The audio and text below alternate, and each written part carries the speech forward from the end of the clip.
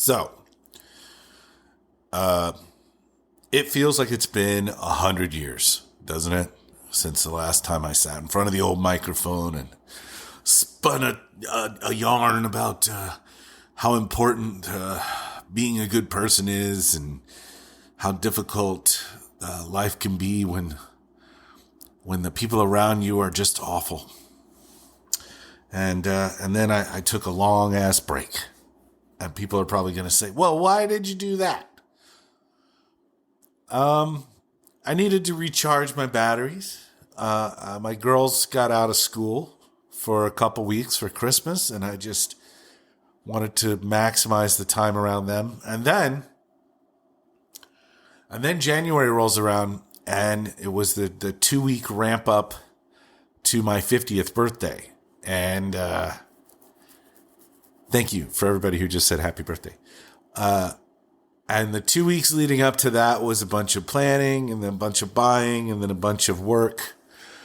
And then the party came. It was really fun. It was really nice. I said, we get to do this again for you, to my wife. And she said, no, we're not doing this ever again. And I don't blame her. It was a lot of work. It was a lot of fun, though. And I got to see a lot of people that I haven't seen in ages. And it was really nice to see these people. These are the reason. These people, these friends, these relationships are the reason that we that our lives are full. So it was great to do that. And arguably the most important thing that happened during this whole thing is my wife arranged for my oldest daughter to fly out and spend a few days with us. And I've spoken about her from time to time on the pod. She lives in Manhattan, and she's just such an amazing and terrific person. And I don't get to take a whole lot of credit for that. My first wife and I divorced when my daughter was a toddler, and she remarried a Marine and moved her across country. So the amount of time that I got to spend with her was incredibly limited. And that's just the way it is, you know. And the big regret of my life, I have a few regrets here and there, but the big regret of my life was not being able to be a better parent to my oldest daughter. And we got to spend some real quality time together, and I'm never going to forget that. It was a wonderful experience. So I'm finally back behind the mic, and I won't be taking many long breaks between now and the summer. I don't know how the summer's going to work, but I'll be around. I've started a writing project. We'll just call it that for now. And I'm very excited about that. So that's going to chew up some time. But I can do this and then not edit it and release it into the world. It's a lot of fun. So today I am recording while I cook dog food. I make my dog's food here in-house, you know, with things like shredded chicken and rice and sweet potatoes and steamed vegetables. She likes it. It's good. And I supplement that with a little high-end kibble here and there. But, so I cook dog food. It's, and I'm cooking like 3 or 4 days worth at a time. So that's what I'm doing right now while my wife is at the dentist. Thanks, Cracker Jacks that cracked one of her teeth, I guess. Jerks. Anyway, don't eat Cracker Jacks. Ooh, an American institution. I'm such a bad person. All right, let's get cracking.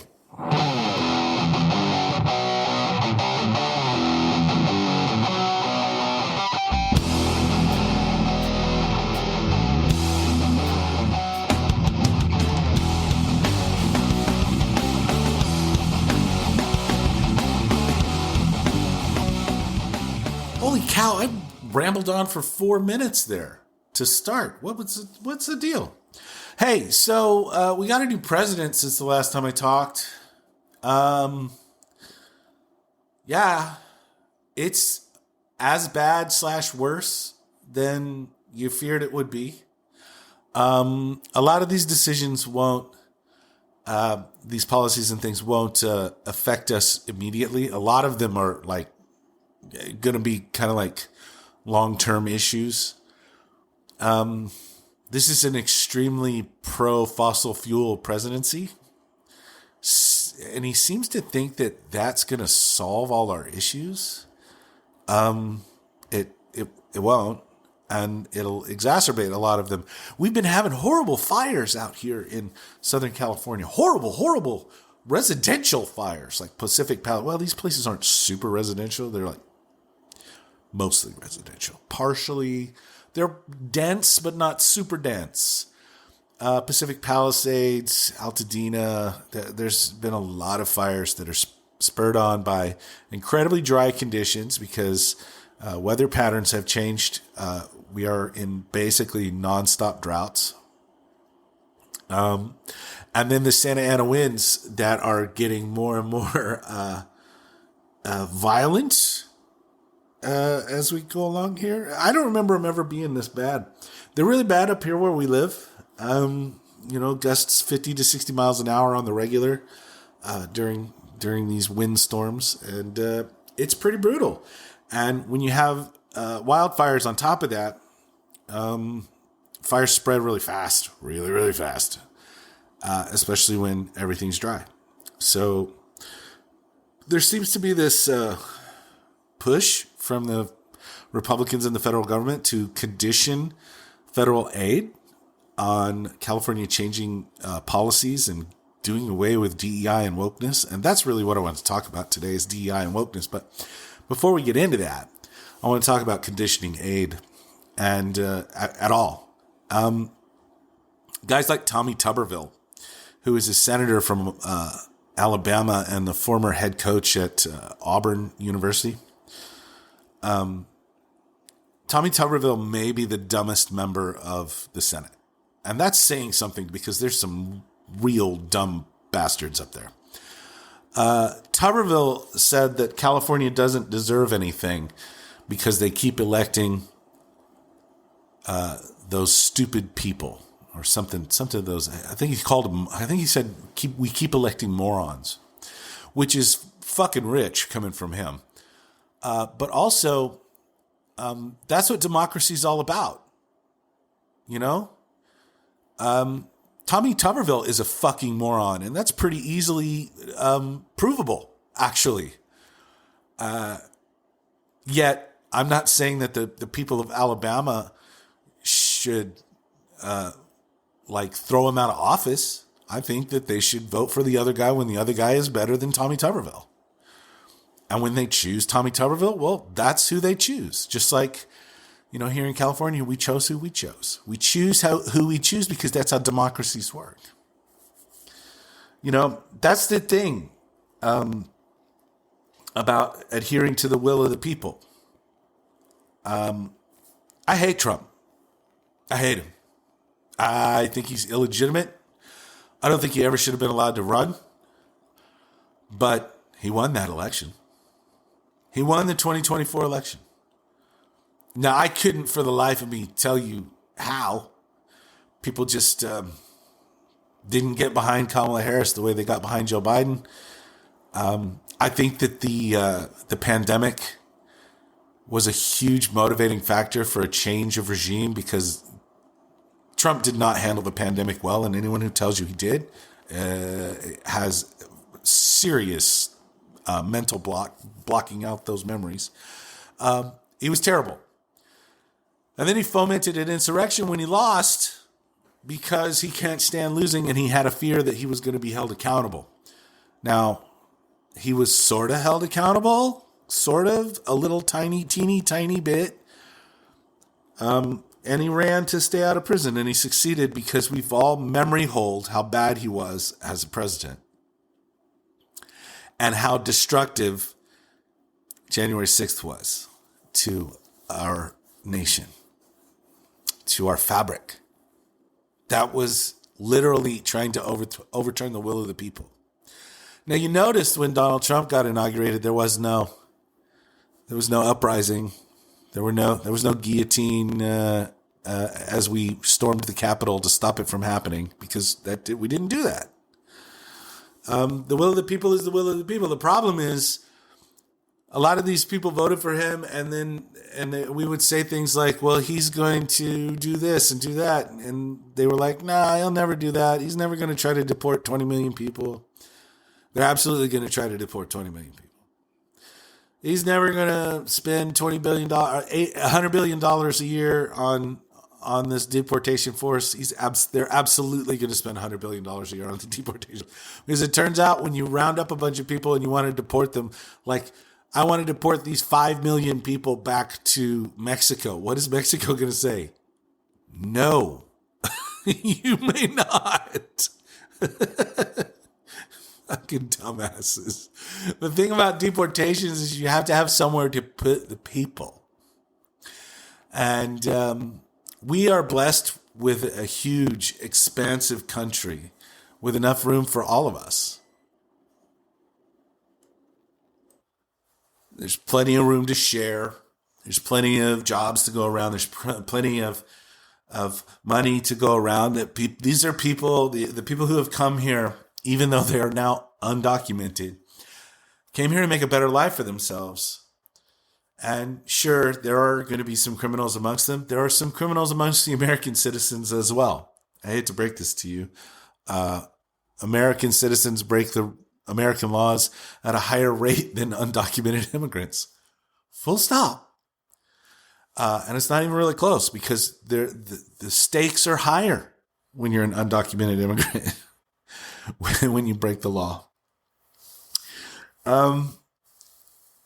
These policies against immigration fly in the face of who we are as a nation.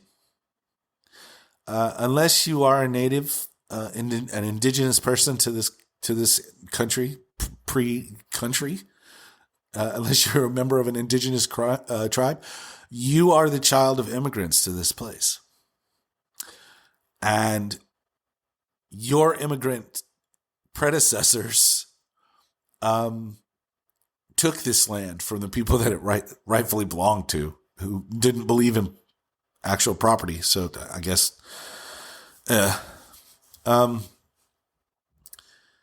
we're supposed to be welcoming and understanding and always working toward building something bigger and better. That's the whole point of the United States, y'all. We're supposed to be building something bigger and better. We're not supposed to be moving backwards. We're not supposed to be in the thralls of a monarch. We're not supposed to have a ruling family. Donald Trump wants to be that ruling family. I don't think he should be. And this country voted to give him the keys. It was a mistake. I said it was a mistake before it happened. I'll say it's a mistake now. It's going to be a mistake until we have to probably steal the keys back from him, because I don't think he's going to agree to go anywhere peacefully. But the policies that they're throwing in right now are wildly racist. And that's where the DEI, anti-DEI, anti-wokeness thing comes from. Every time a conservative uses the phrase DEI, which is diversity, equity, and inclusion, DEI programs are meant to encourage us to widen our search for staff, for employees, to widen our search, to look into people of different races and backgrounds, to look into people who are diverse, because that is a strength.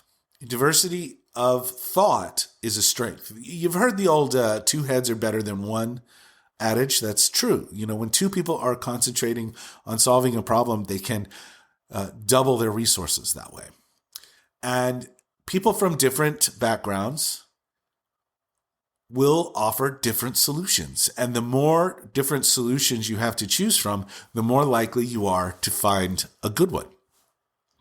Whenever you hear a conservative say DEI hire, that is an admission that they are racist, misogynistic, bigoted.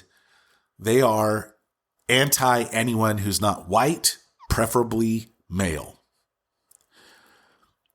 That is a dog whistle. Full blown, it's not even a dog whistle anymore. It's a bullhorn designed to get the racists up in arms.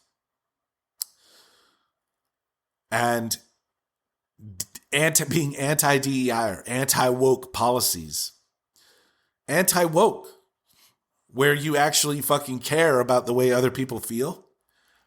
Wow. I hate to break this to you, but the most woke motherfucker that we know of in our history is probably Jesus. The guy that you guys do so much in the name of.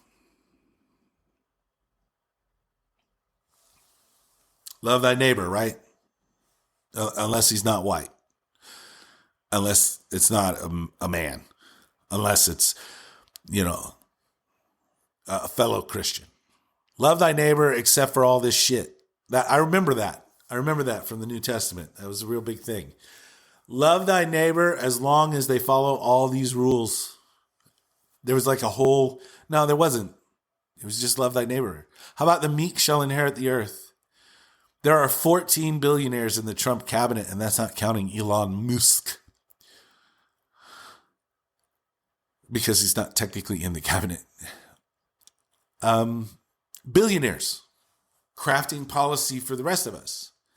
Billionaires who have so much, $1 billion is so much fucking money. To put it in a perspective, if you make $100,000 a year, $100,000, and you get to keep every dime of it, it takes 10 years to make $1 million. Huh? 100 years to make 10 million. Do you see where we're going with this?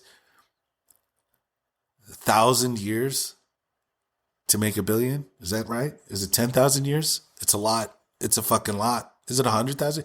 It doesn't matter. $1 billion is a number that is just insane. It is grotesque, vile, disgusting wealth. And there are 14 billionaires in the cabinet. And that's not counting Trump, who we don't know if he's a billionaire or not. Oh, he's a billionaire now because he launched a shit meme coin over the weekend before he got made president. And he made $25 billion for nothing. Nothing. Just opened up this wallet and you got to pour in as much money as you want. Bribes. It's all bribes. For shit. For nothing. It's a meme coin. It's never going to be worth anything. And you know it's not. It dropped 40% the next day when they announced the Melania coin. Because people move their money. Billionaires are making decisions for everyday people. And you expect them to lower costs. Nope. Among the over 100 executive orders Trump has passed so far, they include lifting the $2,000 cap that seniors pay for medication. So under the Biden administration, they said you can't charge seniors more than $2,000 a year for their medication. Donald Trump lifted that cap. Why the fuck would he do that? Why would he do that? That seems like that would increase the cost of medication for seniors. Oh, because he's also in fucking bed with Big Pharma. Yeah, that's right. How about him lifting the cap on $35 insulin? Did that. People who are finally at a point where they didn't have to pay more than $35 a month for insulin were at a point where they didn't have to ration their insulin anymore. So now we're back to the way things were. Back to the system that existed the last time Trump was in charge. Back to the system where they could charge whatever the fuck they want for insulin. Insulin, the creator of which gave the patent to the world. Gave it away. Did the research and gave it away.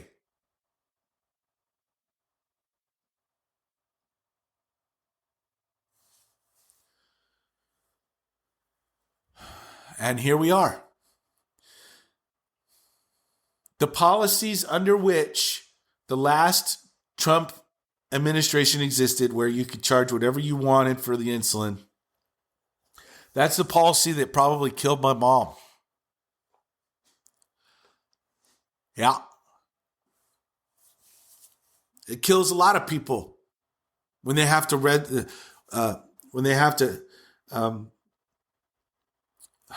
Sorry, I get a little choked up when I talk about mom. When people have to ration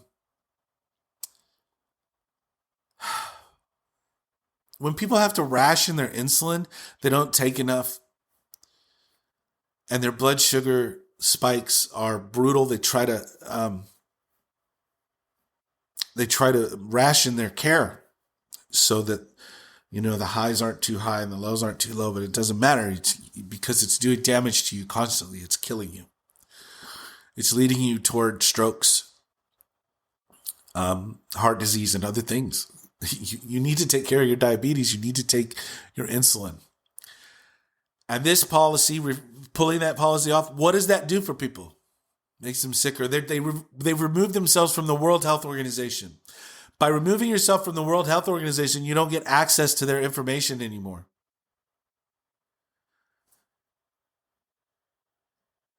We are one of, I believe it's two countries that are not in the World Health Organization anymore. The other being like Liechtenstein.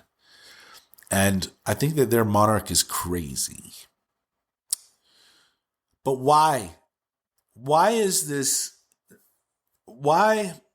has this ultra-nationalistic point of view become so popular?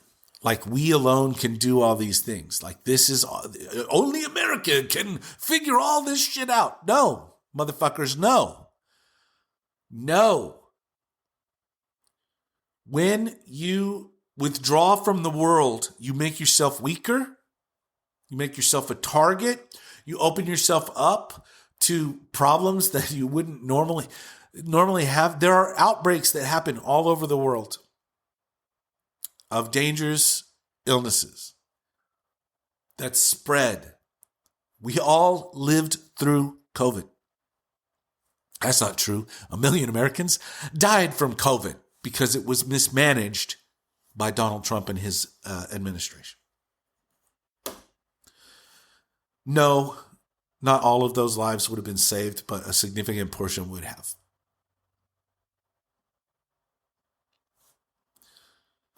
And now we're going to pretend we will be immune from the next pandemic. That if we were to invest a little bit of money up front to stop these things from spreading when we discover them, it could save tens of thousands, hundreds of thousands of lives. Why? To save a couple bucks so that you can give another tax break to billionaires. There are things that the United States taxpayers want you to spend fucking money on. Public health is on the list. Public education is on the list. We want the children of this country to be educated. Even if you don't have children. You want the people that are doing jobs that make this society work around you to be competent and educated human beings. You fucking want that. You do not want incompetent idiots running the society that you are a part of. You don't. You want people who are educated. Full stop. Use your fucking brain. They want to do away with the Department of Education. Why? So that they can give more money to the billionaires? I told my wife, I have a new slogan, an old slogan, for the Democrats to run on. Eat the rich. Eat those motherfuckers. Eat the rich. You know why we can't get ahead as a world? Why we can't get ahead as a society? Why we can't get ahead as a country? Because the richest among us don't have enough. Now here's the thing. When you start throwing money into that empty hole that you call a soul, you'll never fill it up. You're broken. Those billionaires are broken. It's time to eat them. It's time to run against the rich. It's time. It's time to give the power of this country to not billionaires. And I mean that at every fucking level. They don't care about you. They care about money. And that is a big problem. People who are selected for service need to believe in service. Service of the greater good, not service for themselves. Now, the way that they've gotten into these positions is to make you fear wokeness, to make you fear DEI, to make you, as white people, uncomfortable. And then the other thing that they do is when they get into power, they do everything they can to limit the voices of opposition, to limit the strength of minorities. Who do you think doing away with the Department of Education is going to hurt the most? Urban areas? The poor? Absolutely. Minorities. It's going to hurt minorities. All of these ridiculous voter ID laws that get more onerous every time out. Who does that hurt? The poor. It hurts the poor. Those who are less, who were born into situations with less opportunity. In this country, the poor stay poor and the rich get really fucking rich. I don't know if I've ever had a truer statement in the history of my pod than that one right there. The poor stay poor and the rich can get obscenely fucking rich. So rich that money doesn't mean anything anymore. That's the thing. How many billions do you need? 1 billion is too much. And I'm not saying I don't want people to be successful. I think that we need to redefine what success is. I think we need to breathe life back into honor, back into service. Who do we look up to? When I was a kid, you looked up to your teachers. You looked up to firefighters. You looked up to astronauts. You know what I mean? You looked up to people who were doing cool things, doctors and nurses. You looked up to them because they were doing something meaningful. Now those people are just whatever. I want to be a YouTube influencer. Fuck. That's not good. People look up to Elon Musk. How many kids does that guy have from how many different mothers, and how many of them fucking hate him? How many of them are awful little shits? You can't have an infinite amount of money and be a good person. You can't. Because in having that infinite amount of money, you're breaking one of the cardinal rules of living in a society. You've broken the society itself. You put yourself above it. It's exhausting.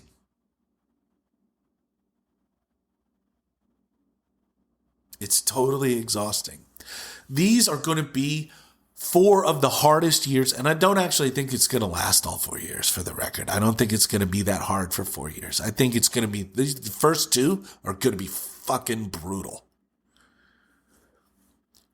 But I do think that as special elections come up, Democrats will outperform. I do think when the midterms come up, Democrats are going to outperform. And finally, there will be a check to this power. We will still have elections. We will. They may not be particularly fair, but we will still have elections. And the good people of this country will see what's happened. You won't be able to hide all of the videos of all of the mistrust, all of the damage that's done during mass deportations, all of the damage that's done during these ICE raids that can now happen in hospitals and schools and churches. Yep, that's another one of those racist executive orders that were signed. How many of those pardoned by Donald Trump for their involvement on January 6th will go on to commit more crimes? Hate crimes. I think that the one pardon I would run on is Danny Terrio, who was convicted of seditious intent, someone who wanted to overthrow the United States government, convicted by a jury of his peers and sentenced to 22 years in prison. He was released to do it again. In my book, that is aiding and abetting an enemy of the United States, a domestic enemy of the United States. That's treason. Pardoning Danny Terrio was treason.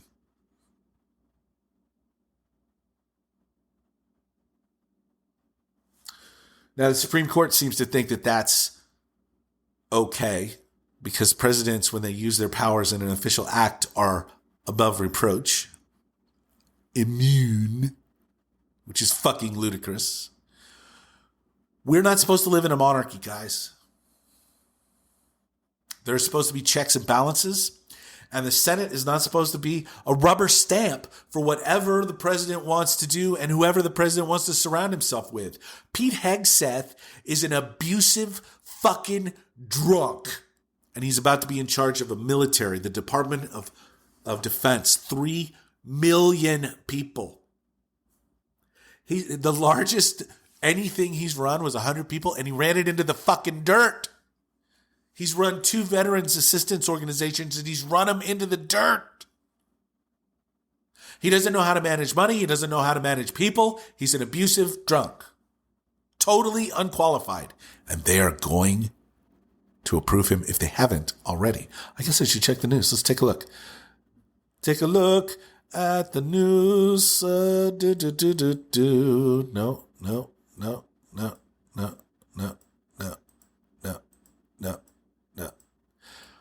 Doesn't look like it. Doesn't look like they've approved him yet, but I think it's going to happen pretty soon. Questions galore, baby. Pam Bondi won't admit that Donald Trump lost the 2020 election. She was there at Four Seasons Landscaping with runny-headed Rudy Giuliani saying that the election was stolen. Pam Bondi was right fucking there. Right behind him. She's in all the pictures. That's your new attorney general. Did you know they've dropped every single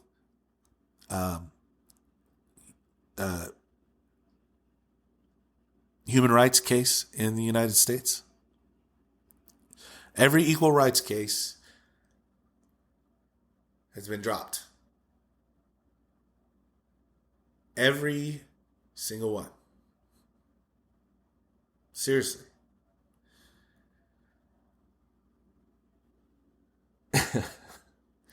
They're making racism, they're making misogyny, they're making bigotry not just legal, but the law of the land, my friends.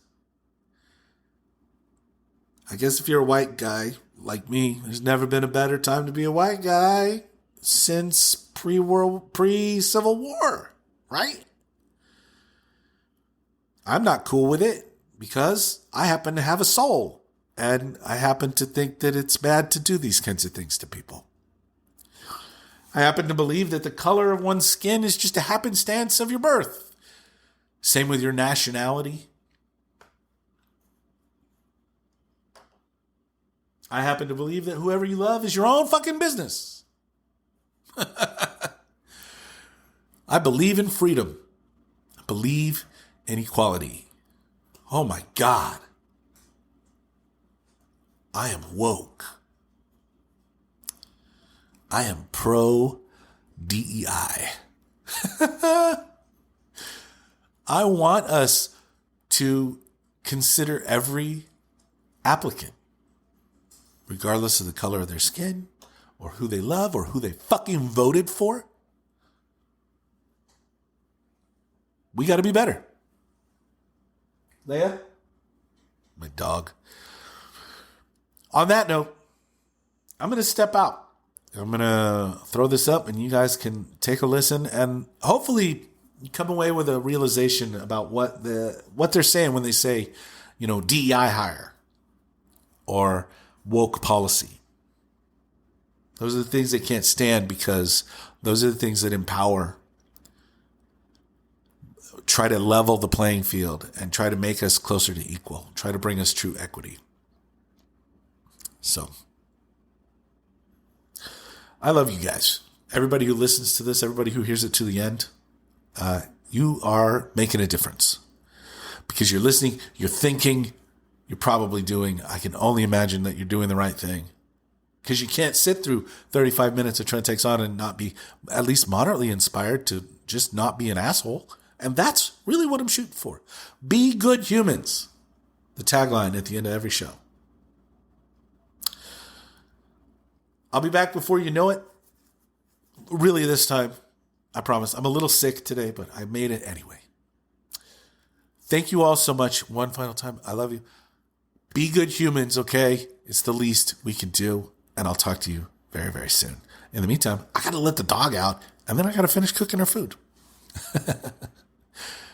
Peace, love, and I don't know if it's resist anymore, but defy. How about that?